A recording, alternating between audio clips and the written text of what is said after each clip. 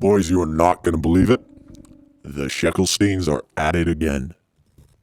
This time they try to cancel Elon Musk one more time for, just being a human who's alive and living. And this time they did the unthinkable. They photoshopped images of Nazis and told companies that their tweets were appearing next to Nazis. That's it. That's how desperate they are. They're getting down to the level of photoshopping evidence. So let's see what they have to say about that. Right now, and see people boldly making anti-Semitic statements without fear of sanction. These things are being merchandised into universities and into companies and asking these institutions, why aren't you doing anything? This is a tough thing to respond to. And number three is, I think there is this ongoing career death watch for Elon Musk. Has he finally gone too far? And the answer for 52 years has been no. There has not been any sanction. So in terms of your question, what to do is, number one is a gut check. Does Elon Musk personally feel the way I'm sure a lot of his executives do, that there is danger here? There is danger to X, there is danger to Tesla, there is danger to SpaceX.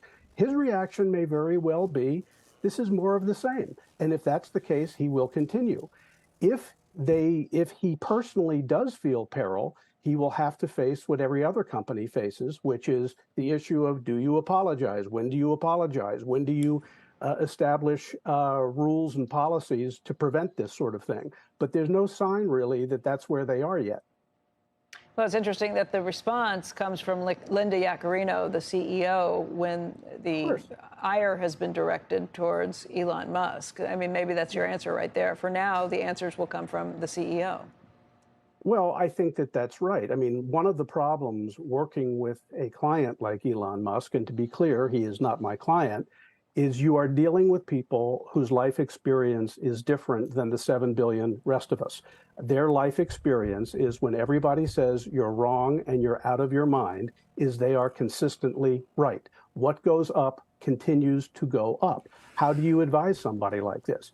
It's very difficult. That point right there summarizes everything. That's why people like Elon, that's why people like Kanye, etc., can kind of get themselves into so much trouble, but also why they're so hated and so unrelatable to the average person is the average person's experience is, it would be narcissistic, it would be illogical, it would be crazy, it would be delusional for the average person if they thought something, they shared that thought with the world, and the world told them, you are wrong, 9 out of 10 times. That would literally be delusional, extremely narcissistic, and illogical for the average person to come to the conclusion of, I am correct, the world is wrong. However, for people like this, literally, that is logical. It is more logical that the world will disagree with them. It is more logical that they are misunderstood. If they're understood, there's literally a chance of like, oh shit, maybe I'm not onto something here. Maybe I'm not actually pushing the boundaries like I should be, because their life experience is, I think something, no one else thinks it. 5 years pass, everyone thinks it.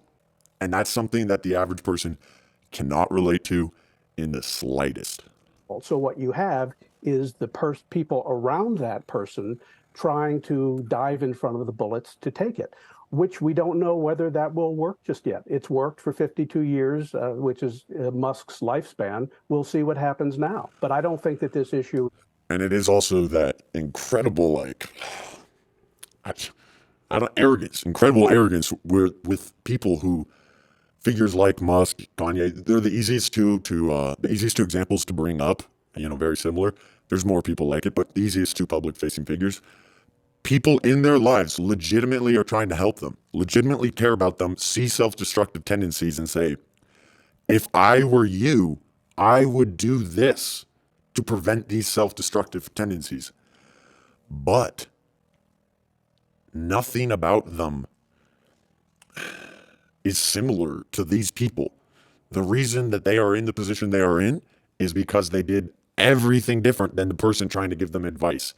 And most of the time they have self-awareness of this, that I'm where I am because I literally didn't follow your advice. And so it creates an impossible scenario where even if somebody needs guidance and wisdom, there is such few people capable of giving it because they have not experienced those parts of the human experience that these people have. And so there's nothing for them to draw on. There's no wisdom to draw on. And in fact, if you're giving that person, somebody like Musk or Kanye, wisdom or advice, but based on zero experience, 10 out of 10 times you're going to lead them astray. So super isolating, and I don't know how you help people like this. Going away soon. Okay, so what do advertisers do in this environment? We've seen the steps that IBM has taken. What about other advertisers? Because they've been caught in a little bit of a back and forth, too. You know, you want to get mad at these people for being wrong chronically, but then you realize that could be you. You could be sitting there on the desk with an expression like that, hating yourself and your job that much, and then, a little bit of grace appears, and I don't feel quite like hating them as much. Ads in the past, for being wrong, has kind of gone after about them everything for what they've done. Well, I have been spending a lot of time on calls dealing with these issues with corporations and universities, and the answer about what they do is different. If you have a lot of business in the Middle East, you are seeing a lot of hemming and hawing. You are seeing there's a lot of both sides. There's two sides to every story. And of course, there is two sides to every story. It's just that there's more two sides to every story when the issue of Israel and American Jews are involved. You don't see this happening on race issues and gender issues, that there are two sides.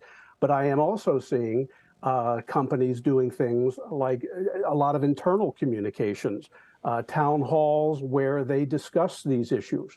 Other people are not saying anything and quietly directing their people to pull ads, but not announcing they are doing so. And by the way, it often works. Quietly doing things to avoid provocation often works better than announcing this wonderful deed you have done to cope with something.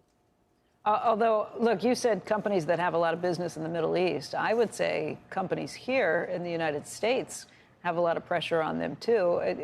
It's been a little surprising to see how... Bro, this woman is on Zoloft or something. What the fuck? Of an angry issue this has become here. Seeing some of the protests and seeing some of the remarks that have been put up, speaking out against October... speaking out in favor of some of these attacks that were taken on to October 7. That's been a shock. I think that it is shocking, and I was simply giving you the kind of variables that are addressed. I mean, one of the things that I see is that companies feeling if they put out a message that both angers Jewish people and Muslims, that is a success. When they put out statements or take an action that offends one over the other, that is a failure.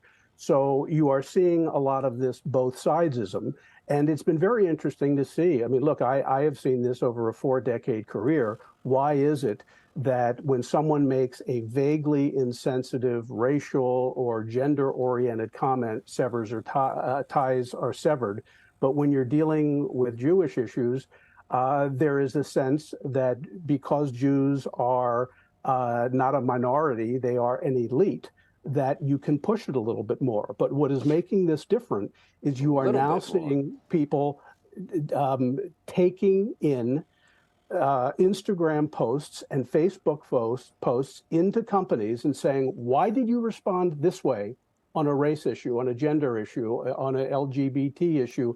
Why are you not responding to this? And it is putting companies in a very tough position, and they are beginning to respond because they cannot answer that question successfully. Responding more forcefully. Eric, the whole idea of safe spaces and microaggression. So I don't know if they're going to cover this, but the whole IBM pulls advertising from Twitter.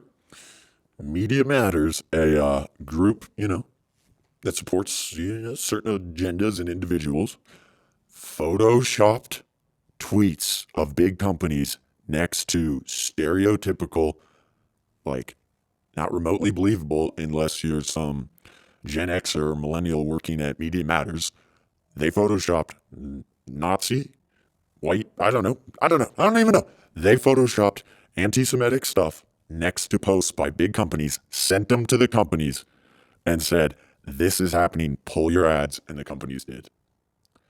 That's where we're at, guys. That's where we're at.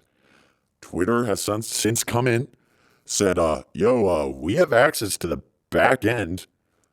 These ads that are in screenshots next to this stuff never actually ran next to that stuff. We have the back end information. These things did not occur. But, the sneaky Sheckelsteins will, lie about it, Photoshop it, and push their agenda for what purpose? We'll discuss that next time.